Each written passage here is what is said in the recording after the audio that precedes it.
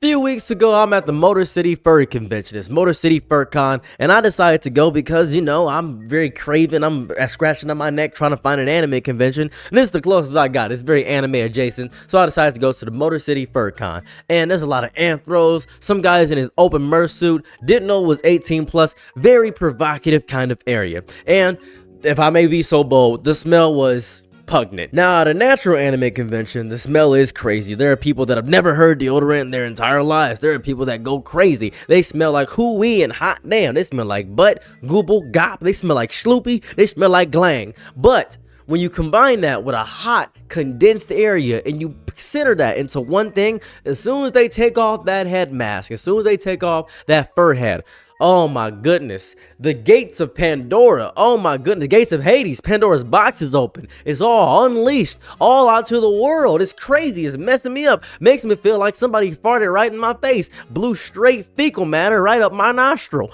That's what it felt like. But I naturally had nose plugs and I was a little congested, so that helped out in leaps and bounds. It just helped out indefinitely. So I had a good time at Motor City FurCon. I got invited to a little bit of a party. Now, it's not a regular party. It's a party where everybody's gonna be doing promiscuous activities.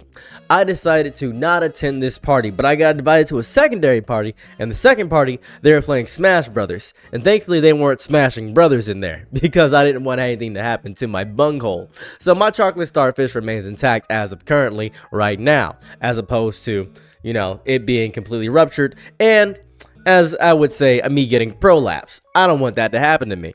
So I decided to go to the Smash Bros little room. Soon as I entered here, something was wrong though. I could feel something amiss. I could feel something awry. I saw people's hands, and very strong hands, and then I saw wait a second, see lipstick and an Adam's apple. Wait a second, Hyperpop's playing in the background.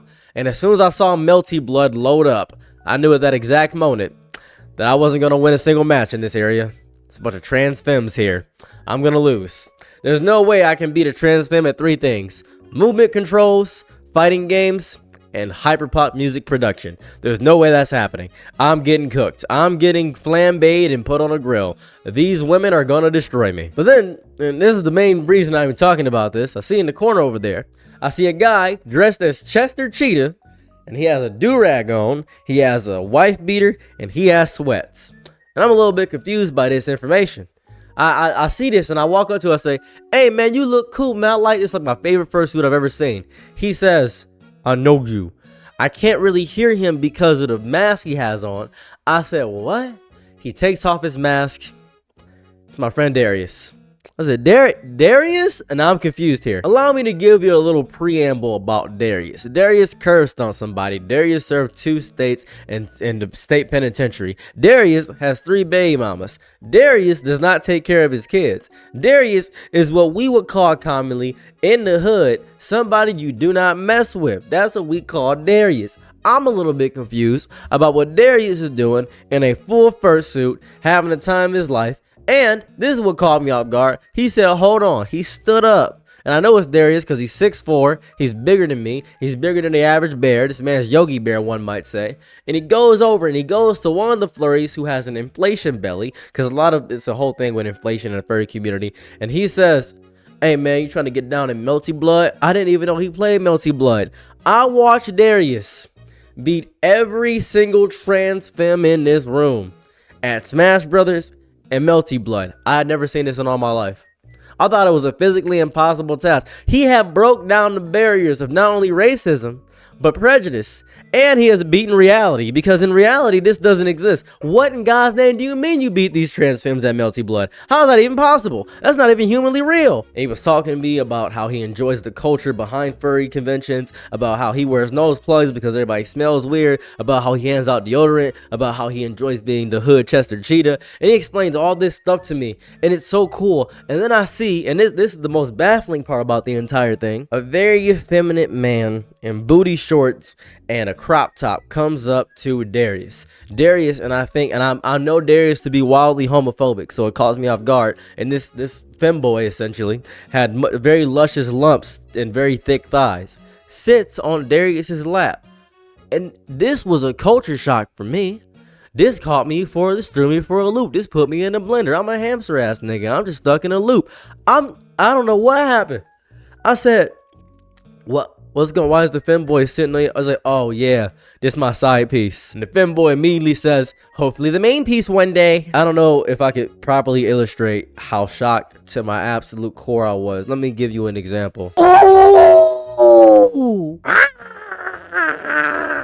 Are the emotions that went through my body at that exact moment, because my entire world was being broken down right in front of me, deconstructed, pinned to a dish, much like a butterfly getting dissected like a cat or a pig or a frog back in 8th grade science class, when we shouldn't have been messing with animals in that way. It turned me into an animals rights activist, made me go vegan for about 2 months. This is what I was witnessing right in front of me, a life-altering Avengers level threat. This was a canon event. This was a moment in history. This was supposed to happen for me, because I had been so just torn asunder. I had been tossed into the ocean and left without a raft about the information that was getting presented to me. Do I not know my friends? And you could say a statement about male friendships, about how we really don't know all of our friends. Brother's name isn't even Darius, by the way. I just called him Darius. His name is actually something I can't reveal to the public, because by all goodness, bisexual Jesus, by all means, by the God of grace and will, I can't really reveal things. I don't want to give public information in the YouTube video just in case my brother sees this. But man, oh my God, there could be a statement about how I maybe don't know the inner minutia of his life, and the fact that he actually has 5 baby mamas instead of 3. That's what I discovered during the events of jails unfolding right there. And the fact that he's not even bisexual. He said, and I quote, "Oh no, man, I don't do none of that fruit stuff, man. If somebody willing to be a woman, I take it. If somebody's willing to be a woman, I take it." And maybe that's a jail mindset. Maybe that's because he was in, he was in confinement. Maybe that's what happens. Who knows? I have no clue. Maybe that's what happened to him. Maybe he discovered that it's not gay if he is the one doing the thrusting. Maybe that's what he discovered. But he put on his Chester Chia suit and he went around the FurCon. He's a known figure around here. People know this man. They coming up to him saying, "Hey, what's going on, man? What's cracking?" And they dapping him up, having a good time. "What's up, Darius?" Remember, that's the name I gave to him. Nobody's saying actually "What's up, Darius?" It's for the hyperrealization of the story. And they're high-fiving him, having a good time. And there's a game. I don't know how to describe this game in the game room. There's a game in there where you shoot cans. That's the game. You shoot around the can and the can pops up. It's a very loud game. He won that game. And there's another game that was a quick draw game at the FurCon where you can shoot a cup or you shoot little targets, bow, and you shoot them. It's a Konami game. No way to describe this game other than it's basically quick draw McGraw the game. He decimated it. I had such a fun time when we were at the FurCon, and then he said, "Hey man, you want to come with me to a party tonight?" I said, "I'd love to come to a party tonight." This is where I messed up. Remember earlier when I said I didn't want to go to a party that was basically promiscuous and they were all being sweaty and nasty? We loop back right to the beginning. It's the exact party that I was invited to. It's the exact party. It's about 11 o'clock.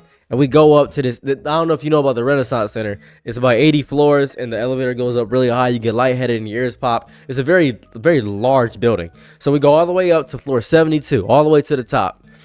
And I can, as soon as I get off the elevator, I can feel the stench. The air gets hotter. It's insane. It's just somebody's frying chicken, but it's expired chicken. It's really bad. I can smell dead animals, possums, death. I can feel the mersuits. I'm so angry. If you don't know what a mersuit is, look it up. I'm not going to explain that to you. I go through the door. I can just smell it. It's going past my nostril plugs, going past my congestion. I could taste it in the air. It's filthy in here. He goes in there. And he goes to work immediately. I'm in the corner watching, just looking around, watching cheeks to and fro, watching fur fly, watching butts get slapped, people in suits, out of suits, in the do. Everything's going crazy. And I see one lone man in the corner in his birthday suit playing Super Smash Brothers. Now you may be thinking to yourself, what Smash Kid is Melee?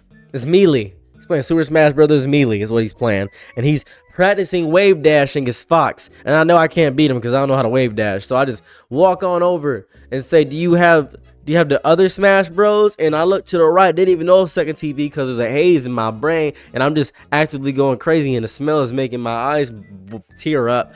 It's another screen with the Common Day Smash on it, and I'm trying to play, but I can't because I'm getting hit by psychic and and biological damage, and my DNA is getting altered, and I feel as though I'm a werewolf. I feel like I'm a werewolf. I feel as though it's the full moon, and I can feel my body getting pulled to and fro. And I threw up 5 times that night, and I walked out the room, and I texted him and said, "Hey man, have you had good at the fur convention?" And then I left and went home. That's pretty much it. That's what happened. There's nothing else. I couldn't stay in that room. It was disgusting. You thought I was gonna stay in there and deal with that smell? That was disgusting. But yeah, it was weird discovering my hood friend was actually a furry. That was strange. Anyways, have a lovely day or night wherever you're at. I'm out. Peace. Bye. Good night, be my Lord. Ooh, happy to try what you need. Your world, I love to live in it. Ooh, I love the ride when you